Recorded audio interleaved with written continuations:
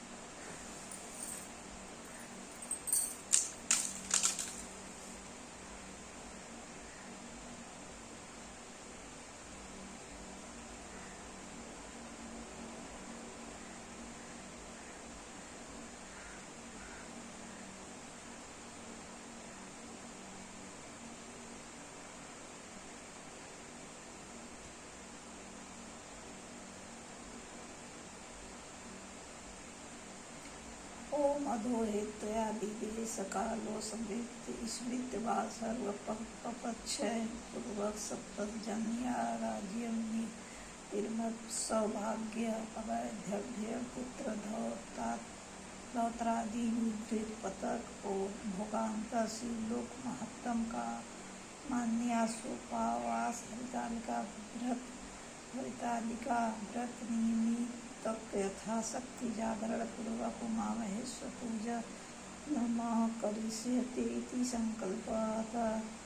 अथ ध्यानं भद्रामाला कुलिदातालिकाये कल्पालमात्रा कतमेखराय दिव्यां वराङ्गे च दिगंबर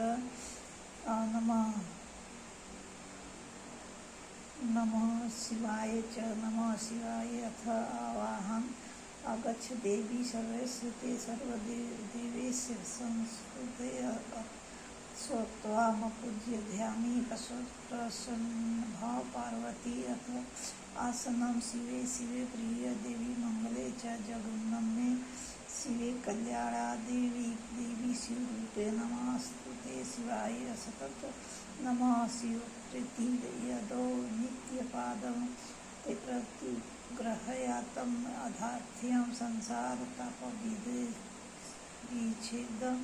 कुरु हे सिंहवाहिनी सर्वकाम प्रदेश देवी अधर्यस्मि प्रतिग्रह्या तम दृष्टिगत मुक्ता तुष्टिकत्रित मुक्तदाद च सदा त्रिया अवाचित देहि से नित्य देरति च विनाशका विनाशात पंचामृत स्नानं मंदाकिनी गोस्वामी द कावेरी च सरस्वती कृष्णा च तुंगभद्रा च सर्वास्नाथ तेमांगताथ वस्त्रयुग्म ग्रहर गेद देवी देवस्य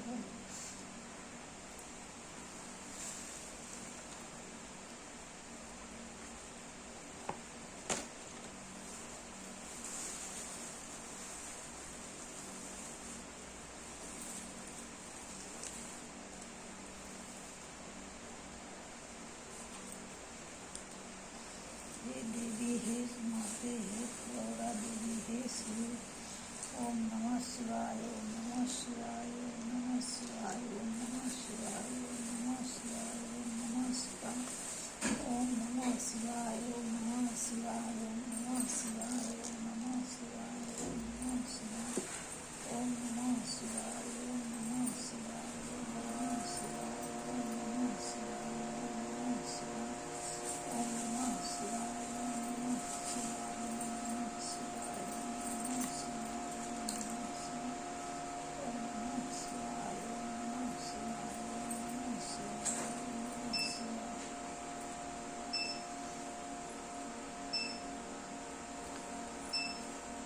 कन्याएं इस व्रत को पति प्राप्ति के हेतु किया करती हैं। यह व्रत भादो मास में शुक्ल पक्ष की तृतीया अर्थात तीज को किया जाता है। व्रत करने वाली को चाहिए कि वह एक दिन पहले ही अपने को झाड़ बुहार और लीप कर स्वच्छ कर ले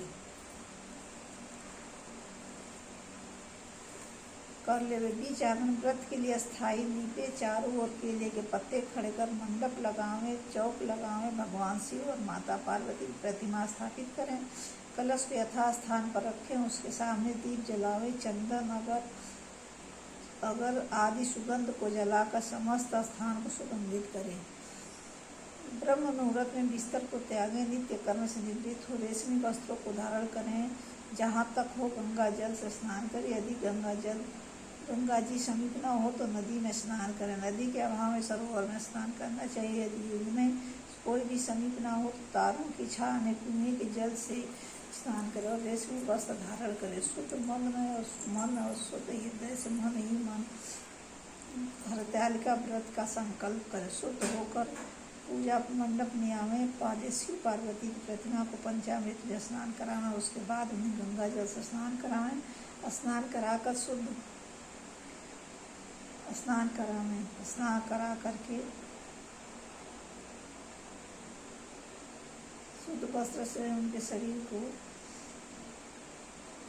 सुखावें, नवीन वस्त्र धारण करावें, शरीर पर चंदन का लेप करें, रोली का तिलक लगावें, धूप जलावें, दीप दान करें, फूल माला पहनावें, पहरावें, कपूर से आरती करें, नैवेद्य लगावें, दक्षिणा करें।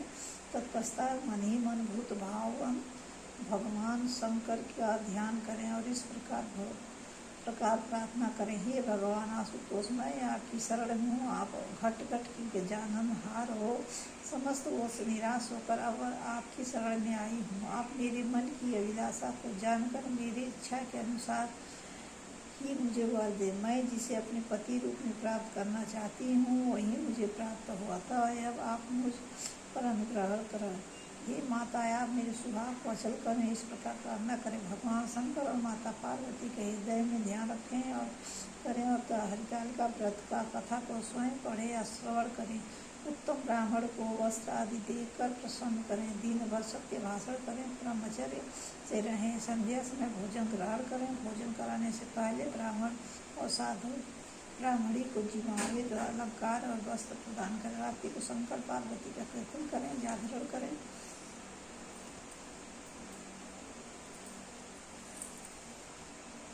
अगले दिन ब्रह्म मुहूर्त में उठकर शुद्ध हो, बांस की टोकरी में पूजा का समस्त सामान एकत्रित करें, जलाशय में जाकर जल प्रवाहित करें। जो कन्या इस प्रकार व्रत करती है उसका सुहाग सदैव अचल रहता है, उसके समस्त पाप नष्ट हो जाते हैं। अतः धन्य धान्य पुत्र पौत्र प्राप्ति होते हैं। जो स्त्री मुँह के वशीभूत होकर इस व्रत को धारण करती है परंतु पराग के प्रथम ही भोजन कर लेती है, उसे संतान प्राप्त नहीं होती है, वो विधवा हो जाती है और अंत में नरक में जाती है। व्रत कथा आप लोग सुनिएगा। व्रत कथा में कहने जा रही हूँ। अभी तक तो नियम कर रही थी। परम भगवान श्री वेद व्यास के परम शिष्य श्री सूत जी ने सौनक आदि 88,000 ऋषिवरों के प्रसन्न करने पर हरितालिका व्रत कथा को सुनाना प्रारंभ किया। श्री सूत जी बोले, हे श्री ऋषिवरों, अब आप परम पुनीत हरितालिका व्रत की कथा श्रवण कीजिए। श्री सूत जी बोले, सती व्रत को धारण करने में परम श्रेष्ठ माता पार्वती और गले में नरमुंडों की माला को धारण करने वाले अजर अमर देवों में श्रेष्ठ गरल का कंठधारी भूत भावन भगवान आशुतोष शंकर की सर्वप्रथम वंदना करती हूँ। भगवान शंकर की जय हो। एक साथ माता पार्वती और भगवान शिव जी कैलाश के शिखर पर विराजमान थे। जिज्ञासा के वशीभूत होकर माता पार्वती ने महेश्वर से प्रश्न किया, हे देवाधिदेव, आप इस विश्व के नियंता हो, समस्त धर्मों के अधिष्ठाता हो और समस्त गुप्त भेदों को जानने वाले हो। आप मुझ पर अनुग्रह करें, कृपया ऐसा गुप्त भेद मुझसे कहें जो समस्त व्रतों में श्रेष्ठ हो। उस व्रत का वर्णन करिए जो अल्प कर्म ही के द्वारा भगवान महान फलों को देने वाला हो। हे स्वामी, आप आदि मध्य और अंत से रहित हैं। आप धर्म की स्थापना करने वाले हैं, इसलिए मैंने आपसे यह प्रश्न किया है।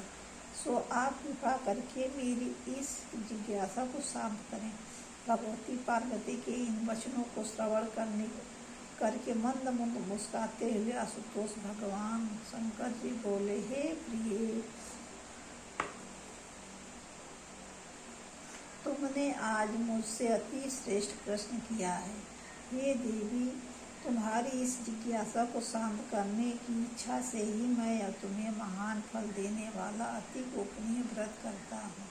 यह व्रत वैसे तो पूर्णतया गुप्त रखने योग्य है, किंतु तुम्हारे इस प्रकार किए गए प्रश्न को सुनकर ही वर्णन करना पड़ रहा है। यह गोपनीय व्रत उसी प्रकार व्रतों में श्रेष्ठ है जिस प्रकार तारागणों में चंद्रमा, ग्रहों में सूर्य, चारों गणों में ब्राह्मण और समस्त देवताओं में सूर्य श्रेष्ठ है। इस महान फलदायक व्रत का वर्णन वेद और स्मृतियों में है। यह अति पुरातन और श्रेष्ठ है। इस प्रकार के व्रत प्रताप से तुम मेरी अभागिनी हुई। हे वरोहे, यह व्रत भाद्र मास के शुक्ल पक्ष की तृतीया अर्थात तीज को होता है। इस व्रत के करने से जीव के समस्त पापों का नाश हो जाता है। हे प्रिय, यह वही व्रत है जिससे तुमने मेरा वरण करने की इच्छा से हिमालय पर्वत पर किया था। आज तुम्हारे प्रश्न करने पर मैं तुम्हें उस व्रत को सुना रहा हूँ। इसी कथा को श्रवण करने के पश्चात सुनैनी माता पार्वती ने आशुतोष भगवान शंकर जी से कहा, हे महेश्वर, आप कृपा करके इस व्रत का समस्त वृत्तांत मुझे सुनावें, साथ ही यह भी बतावें कि इस व्रत को मैंने क्यों किया था। तो अपने उस पूर्व व्रत के वृत्तांत को श्रवण करने की मेरी बलवती इच्छा है।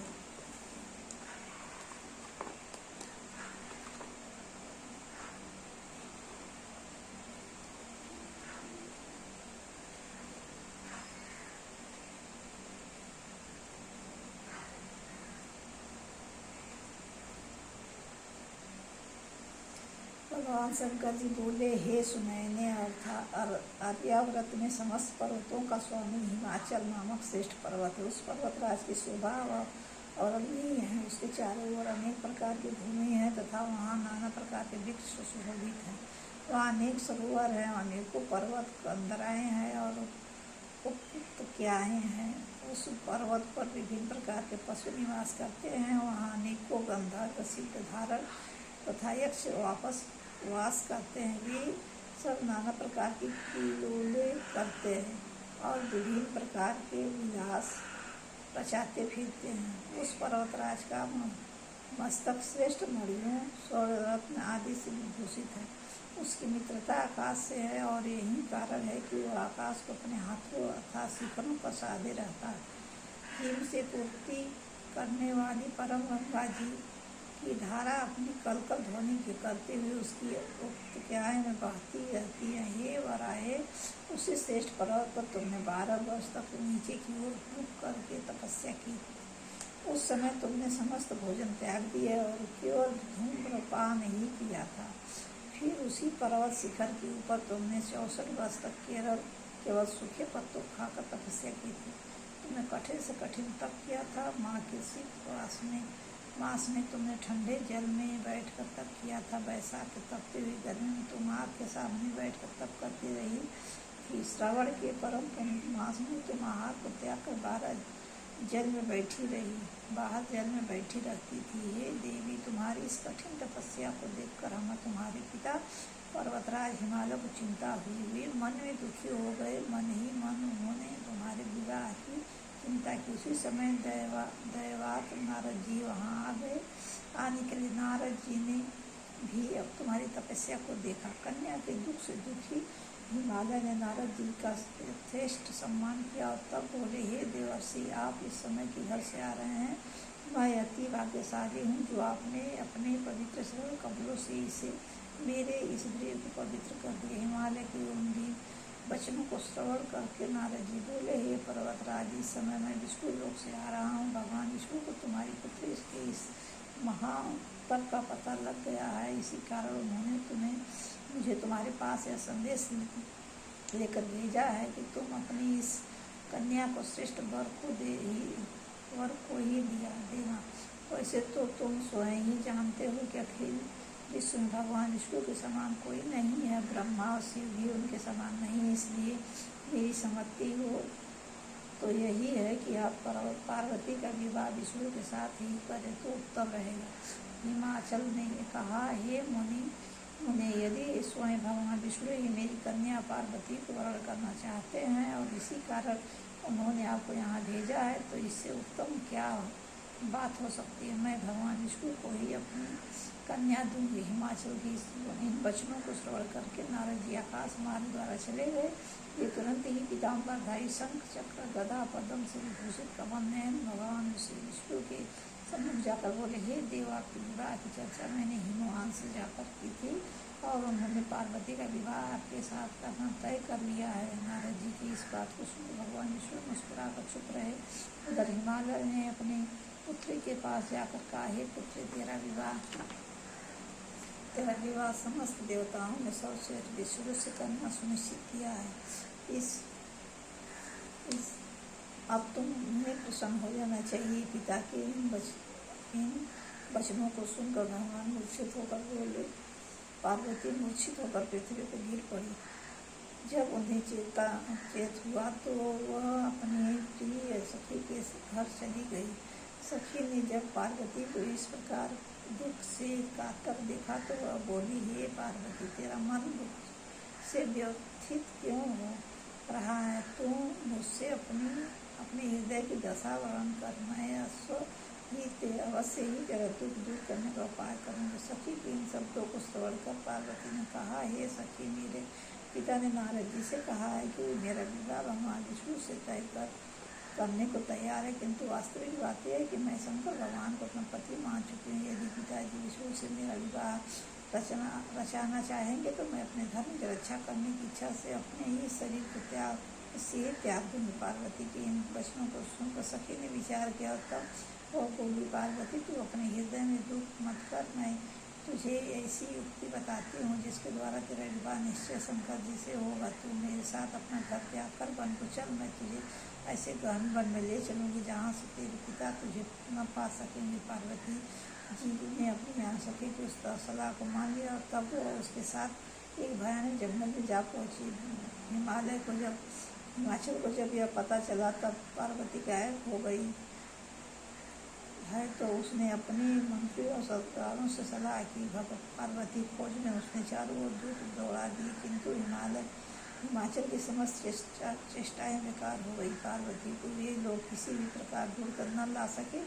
तब शोकाकुल होकर हिमाचल मूर्छित होकर पृथ्वी पर गिर पड़े। हिमाचल के साथी ने इसी प्रकार उनको धीरज बधाया। तब हिमाचल स्वयं पार्वती की खोज में निकल पड़े। वे तन मन भटकने लगे, उनको तन बदन की शुद्ध तक न रही। वे पार्वती की खोज करते हुए नदी के तट पर आके जाकर उन्होंने एक विशाल वन देखा। यह वन अति सुहाना और भयानक था। नाना प्रकार के हिंसक पशु उस वन में वास करते थे।